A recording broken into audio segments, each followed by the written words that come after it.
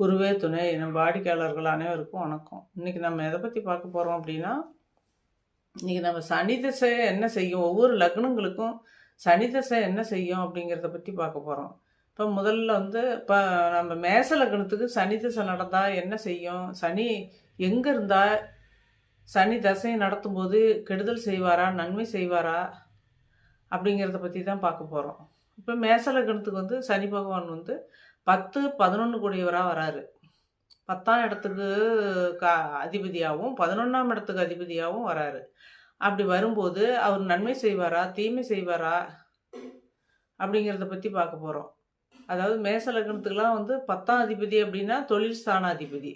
இவர் சனி பகவான் தொழிலுக்கு காரகராகவும் வராரு. அப்படி வரும்போது அவர் 10ஆம் இடத்துலையே ஆட்சி பெற்று நல்ல சுகபோக வாழ்க்கை தான் கொடுப்பாரு. ஏன்னா அரசாங்க வேலையை கொடுப்பாரு. 10ஆம் இடத்துலேயே ஆட்சி பெற்று இருந்தார்னா தொழில் ஸ்தானாதிபதி இல்லையா, தொழில் ஸ்தானாதிபதி வலுத்து இருக்கும்போது அவர் சொந்த தொழிலும் செய்யறதுக்கு உண்டான வாய்ப்பையும் கொடுத்துருவாரு.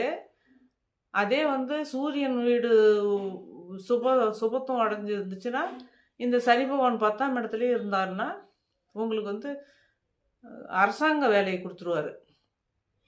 அதே 11ஆம் இடத்துல இருந்தாருனாலும் அந்த அரசாங்க வேலையை கொடுத்துருவாரு. ஏன்னா 11ஆம் இடம் கும்ப வீடு, 10ஆம் இடம் மகர வீடும் ஆட்சி பெறுகிறார் சனி பகவான். மேச லக்னத்துக்கு அந்த இடத்துல இருக்கும்போது, அவர் ஆட்சியில் இருக்கும்போது சனி பகவான் தொழில்காரகன் அந்த மாதிரி உங்களுக்கு கொடுத்துருவாரு.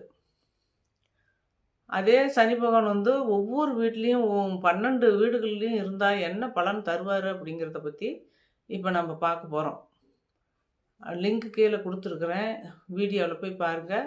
நீங்கள் உங்கள் மேச லக்னத்துக்கு சனி பகவான் எந்தெந்த வீட்டில் இருந்தால் என்ன பலன் நடக்குங்கிறத பற்றி தெரிஞ்சுக்குவீங்க.